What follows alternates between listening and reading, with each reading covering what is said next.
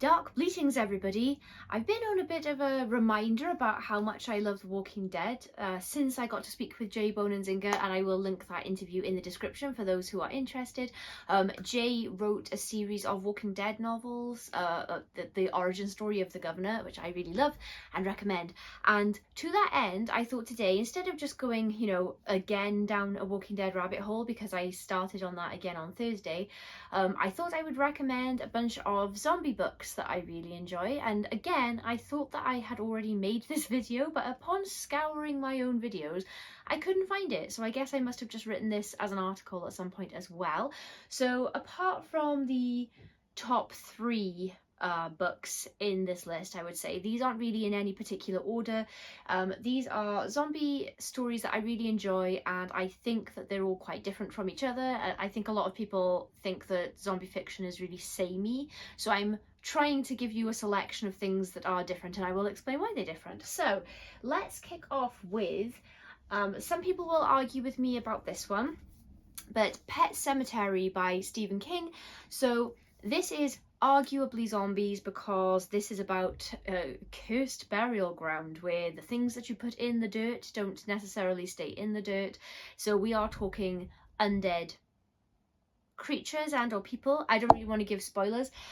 This is the best depiction of grief that I've ever read, and I'm not the only person that says this.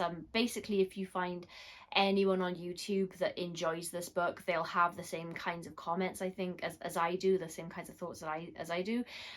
This is about a family that moved to a new home. It's right by a very, very busy main road, and some unfortunate things happen, but our main character has been told by a neighbour, who for some reason tells him about this burial ground, that sometimes, if you really, really want something to come back, you can bury it there. And I won't spoil anything about the book, but as zombies goes, this isn't going to be a sort of like undead flesh eaters. It does something different with the kind of concept, but it's a really, really great read, and I wholeheartedly recommend it. Okay, next. Now, this might be a slightly hot take because I think that at this point most people would recommend World War Z by Max Brooks. I'm not an enormous fan of the book World War Z. However, for those who aren't as obsessed with character as I am, you might enjoy this. So World War Z, I guess I'm gonna talk about it a little bit anyway. World War Z is about a global zombie apocalypse, and it jumps from country to country, from viewpoint to viewpoint, and there isn't really a central protagonist that's stringing this all together, which is why I found it quite hard to connect with the book. But I'm kind of an island. Most people seem to really enjoy the storytelling approach and really enjoy the story itself. But the book that I did like that Max Brooks wrote is Closure Limited and Other Zombie Tales. So this is just a teeny tiny little short story collection about said zombie apocalypse from World War Z, but we've got a few kinds of different things. So we've got Closure Limited, A Story of World War Z, Stephen Fred, The Extinction Parade, and Great Wall, A Story from the Zombie War. And I thought that these stories were much easier for me to connect with personally because they featured more characters I could grip onto. If I'm not mistaken, and if I am mistaken and someone knows what I'm talking about, it's been a really long time since I actually read this. There is a story in here that features zombies that are being put into MMA fights, or like living people versus zombies in MMA fights, and I just really enjoyed that, and that was my favorite story. I'm gonna look like an idiot if it's not actually in here, but I'm like 99% sure it is in here. So yes, Closure Limited by Max Brooks. Okay, since I've already mentioned him, we've got and this is more than one book at this spot in the list. I know I said top 10, but this is more than 10 books. I've cheated. But anyway, Jay Bonansinga and Robert Kirkman's Walking Dead novels. So I don't have all of them in my hands here, but I have 5 of them. So we've got Rise of the Governor, Road to Woodbury, The Fall of the Governor, Part 1 and 2, and some others. And they're just really fascinating origin. If you like the governor from The Walking Dead and you wanted more about him, this is where you get it. I didn't know until I spoke to Jay that he was writing these books before the show even aired, so he was really kind of instrumental in creating the world, or developing the world, as far as this character goes. And David Morrissey did read one of these and base his portrayal of the character on the Philip of the books, as well as the comic book. And so yeah, if you really enjoy the comics and you would love a more sort of fleshed out narrative about the governor, these are such a tremendous read. I loved them. I initially, leaning out of the camera as I talk, what is this, my first video? I initially found Jay's writing style a bit difficult to get into, but that is because at the time that I discovered Jay, I had only just realised that other authors besides Stephen King existed, basically. I'd basically just been reading Stephen King for years, so it took me a little while to adjust to other writing styles, but once I got into those books, I really enjoyed them. I enjoyed Jay's writing, and in general I'm a fan. But yes, if you like J. Bonansinga or The Walking Dead, those are perfect reads for you. Okay, we've got another Stephen King. This is Cell. If you have seen the film and not read the book, and you don't want to read the book because of the film, please try to put the film out of your mind, because it was not a very good, despite the casting, which I really liked, it is really not a very good representation of this story, and they changed things. I think that Stephen King was actually involved in changing the ending of the movie, but in any case, this is more sort of straight up zombies than Pet Sematary, although it is still zombies with quite a twist. So this is a zombie apocalypse, and it's caused by everyone's phone rings at the same time, and everyone who answers, there's like a signal that does something to their brain, and it like basically turns them into rage zombies. There are some really weird rules of these zombies, like nighttime things and all sorts of things, and it says about a man trying to find his kid in this scenario. So it's quite heart-wrenching and quite scary at times, and it's just a really entertaining read. And I was really glad that Stephen King kind of tackled traditional zombies but went, you know, a little weird and typical Stephen King style about it. So yes, I really enjoyed the book. I do rank that one. I did it again. I do rank Cell quite highly. Okay, next, I mentioned this, when did I mention this? Anyway, I sat there just thinking about that for a weird amount of time and didn't come to the answer. But anyway, I'm gonna go ahead and recommend Zombies. So this is an anthology of zombie stories, and it's got so much in there. There's some H.P. Lovecraft in here. We've got Reanimator. There's some really short shorts. I'm not going to talk about it too much because I have talked about this in a recent video, and I just cannot believe that I don't remember what the topic of the video is. It's very disturbing to me. Really bothering me that I don't remember why I talked about this. And another book, another zombie book. Have I made this video already this month? Anyway, if you enjoy zombie fiction, this is the one. It's got, let me see, does it actually say how many stories? Oh, it's edited by Otto Penzler, by the way, for those who are interested in the work of Otto Penzler. It is here. Yeah, so we've got an introduction, and it doesn't have an actual count for the number of stories, but we've got literally dozens of zombie stories in here by all different authors, some classic from hundreds of years ago, and then some more contemporary. So this is a great read for zombie fans. Ooh, this is one from recent years. This is Survivor Song by Paul Tremblay. I love Paul Tremblay. Oh, also, I was lucky enough to interview Paul as well, which I will also link in the description for anybody that's interested. So Survivor Song has one of the best opening chapters I've ever read. So this is one of my favourites in as far as characters go and the journey we're following. So a zombie apocalypse has broken out, and we're following a pregnant lady who is in quite the dire situation.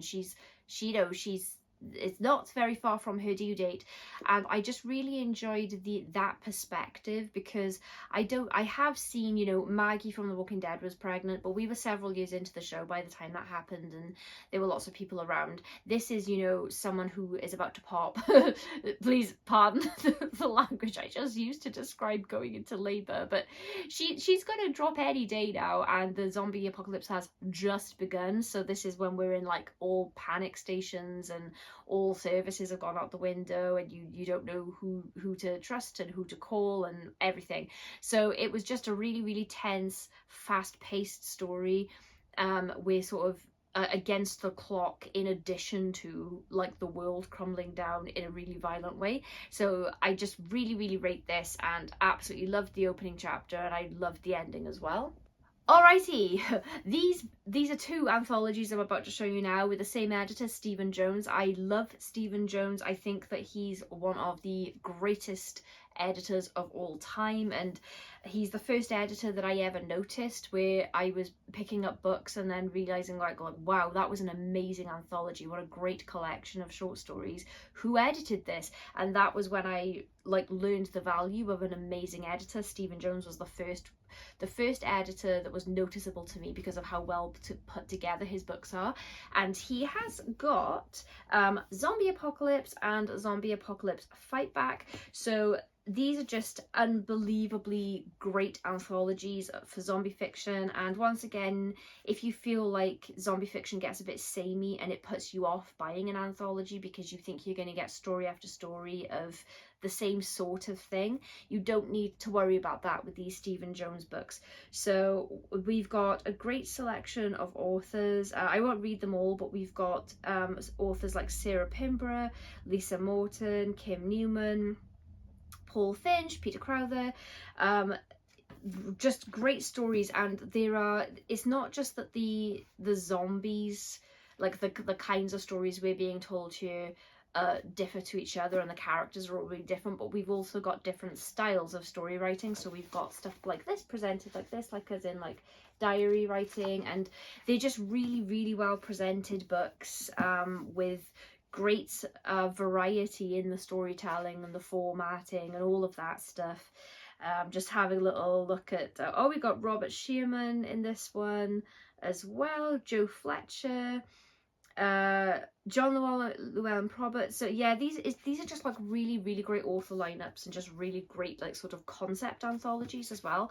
If you have never come across these, I don't want to say if you listen to nothing else from this list you must have these, but honestly, if you like zombie fiction, you must have these.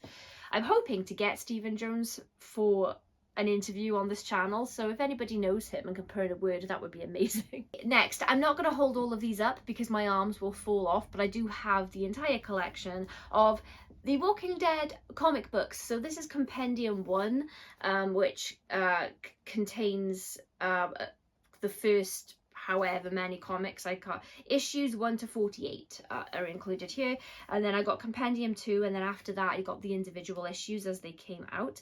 And obviously these are comic books, and they're the Walking Dead comic books. So for anybody who's a fan of the show and doesn't know, the show The Walking Dead is based on the comic books that were written by Robert Kirkman and illustrated and put together by Robert, Charlie Adlard, Tony Moore and Cliff Rathburn. I just want to make sure I don't miss anybody out. And they are just incredible stories. And before The Walking Dead, I'd sort of read the odd comic book, but I'm not so much of a comic book reader. But I was on quite the zombie fiction tear when I discovered these, and I was looking for zombie fiction in just all of its formats. So I was reading stories and novels, poetry, would you believe the zombie poetry? And then I thought, well, I'll just have a little look at some comics. And then I was watching films and TV, and The Walking Dead, I used to go on and on and on about it for years. It was just my favourite show, my favourite comic, my favourite novels. And I do think that there's really something so special about the universe that Robert Kirkman created. And I think that Robert Kirkman has been given a lot of credit for what he's done, but I still think that when people talk about The Walking Dead, they're mostly referencing the show. And I think that it's missed sometimes that what Robert Kirkman did here with this zombie apocalypse, because there have been sort of imitations that have come out afterwards. Some zombie shows, you know, you've got Z Nation as well now, and then there are similar style vampire shows where there's like a vampire apocalypse, and it's the same kind of structure. But Robert Kirkman was the first person to sort of watch George Romero's work, like Night of the Living Dead, Dawn of the Dead, Day of the Dead, and then at the end of the film when people are flying off in a helicopter or escaping on a boat, he's like, okay, so the story starts there, so what happens now? now that we're in the apocalypse, like how is everything going to go? So that's what he did with The Walking Dead, and I just really can't talk these comics up enough. It's not just that the stories are really interesting and the characters are really interesting and the artwork is brilliant, but it's the way that everything is laid out as well. So I remember my reading experience of going through these comics for the first time, where you know, something, you're building up to something and then you turn the page and there's a really shocking image of something that's just happened. And the number of times that they were able to surprise me in a comic book was like the kind of surprise that you generally only get when you're watching a film. So yeah, I'm gonna stop talking about The Walking Dead now, but I really can't talk these comics up enough. I just think they're incredible. Okay, and these are my top two. So the Walking Dead comics are my third favourite zombie fiction. So everything else wasn't really ranked, but the comics are. And now this is my second favourite zombie fiction, and it was my first favourite for such a long time. It's Breathers by S.G. Brown. And yes, I know that I borrowed this book, and if you're the person who lent me this book, who I don't want to name, but if you're the person that's lent me this book, I'm really sorry. I intended to give it back to you for such a long time, and then I was just sort of hoping that you'd forget. But I will return this if you really want it, and or I'll buy you a new copy, whatever. But in any case, so Breathers is so good. There's a little mix of comedy in here. So this is a really different kind of world. So the world that this is set in is one in which a certain percentage of the population, when they die, they come back, and it's nobody really knows why, but it's just a fact of life and death that you might just reanimate and come back. And because of that, we've got all of these interesting rules and laws for society. So zombies are not allowed to live alone. Zombies have to be chaperoned to certain places. If a rogue zombie is walking down the street, they have like what's essentially equates to like the human equivalent of dog catchers, where they round you up in a van, take you to some sort of zombie kennel, and if you're not claimed by living people, that's going to be bad for you. So our main character lives with their parents, and there are support groups for zombies, and then there are groups of zombies that want equal rights for zombies. So they're not just like wandering around interacting with normal people as if there's nothing different about them apart from that they're dead or undead. There are problems that the zombies have, and you know, they are corpses, and it's such a good book. It's humorous, but not in a spoofy kind of way. It's just the humor is coming out of certain situations and the personalities of the characters and stuff. But it's just such a good book, and it's one of it might be the most unique take on the genre that I've seen that's being really faithful to what a zombie is. So I wholeheartedly recommend this, and I never see anybody talking about it. But yes, please pick this up if you love zombie fiction. I just think it's really worth your time. Okay, and that leads me on to my favourite zombie novel, and this is the most recent zombie work I have read, and it's Coldbrook by Tim Lebbon. So there are several reasons that I love this book so much, but oh god, I talked about this recently as well. Like, why can't I remember the videos that I've recently am I just repeating a video that I've made in the last 6 weeks? Anyway, it's happening now. It's happened, so if this is repeat, sorry. Oh, also, this is the last time I'm going to say this because this is the last book, but I have interviewed Tim Lebbon. I'm going to put the link in the description. Tim Lebbon is the author of things like The Silence, which was made into a Netflix movie, which I absolutely love. He's just amazing. I've been reading him for years. He's one of my favourite authors, one of my top 3 authors of all time, and he's also just the loveliest person. So if you're looking for a new author with an enormous back catalogue, I'm talking like a Stephen King size back catalogue, like Tim Lebbon is your dude. Like, I wholeheartedly recommend just picking up anything by Tim and then just backtracking through his stuff, as I am. It's still taking me quite a while to finish reading all of the Tim Lebbon, but I cannot wait so that I can make a ranking all of the Tim Lebbon's books. Anyway, sorry, I digress. Coldbrook is about a zombie apocalypse, and we start off with a scene that really reminds me of the opening scenes of The Stand, where in The Stand a virus escapes a lab and a security guard realizes that something, like the alarms are going off, and so he quickly gets his wife and his baby out of the complex before they all get sealed inside, because he knows that if they get sealed in, they might well never be able to get out. And there's a similar style opening to that, which I'm sure was influenced by The Stand, because I know that Tim is a huge fan of Stephen King and The Stand. So it was just really tense, and it was like really quick, and you kind of can't blame anybody for the decisions they're making, but also you're blaming them for the decisions they're making. And the lab in question, where they realize that there's a problem, it's scientists that have been researching a sort of rift that they have contained in an underground space, and it looks through to a parallel Earth, and they don't really know what's on the other side, but they can, like, things can cross back and forth over there, but this world has been decimated by something, and because of that, and because they know that, they've set up sort of weaponry so that should something come too close to the breach to cross over, they can have it shot down. I think it's like an electric shock or something, and then something shambles towards the breach and seems unaffected by pain and whatnot, and crosses over. And so obviously this is going to come as no surprise that this is zombies, but the thing that makes me so obsessed with this book, outside of Tim's excellent character work and excellent plotting and pacing and story and everything, is that if you're ever in a debate with yourself or anyone else about what's better, classic slow shambling undead zombies or rage zombies, running zombies, you don't need to pick in this book, because we have both of them, and there's a good reason that we have both of them. So it's just all of my God, I'm so excited as I'm talking about this. It's just all of my favorite zombie stuff, because I love running zombies as well as slow zombies. It's all my favorite things just like in one book. Plus Tim has just got he's got such a great way of making you care about characters and stuff, and it almost works as a sort of really dark adventure story as well, because like I said, there's a parallel Earth, and then you think you know where this is all going and what Tim's doing here, and then he pushes it to this other level of just, you would never expect the story to go where it goes, and it's absolutely insane, but also very in keeping with what he's done.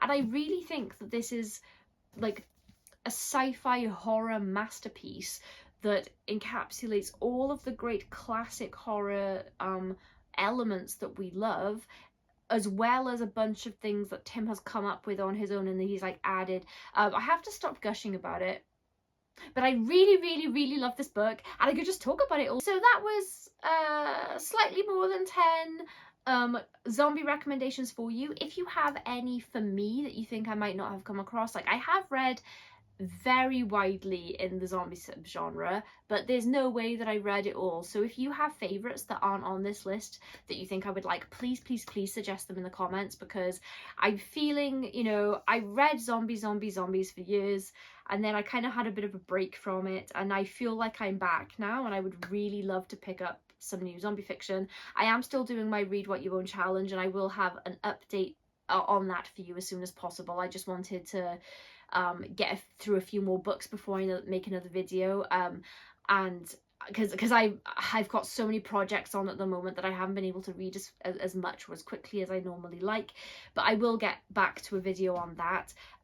But once I hit the end of my Read What You Own challenge, I'm going to give it a couple of months before I start the next one, and I would like to treat myself to, I've got a few things on my list, but I would like some zombie fiction on there as well, so please put your suggestions in the comments for me. I hope you enjoyed this video. Our author interview tomorrow is with one of my favourites. It's someone that has been on the channel before, but had to bring them back, so I hope that you look forward to that and join me for that. And other than that, I will see you next Thursday. I hope you're having a wonderful weekend. Please.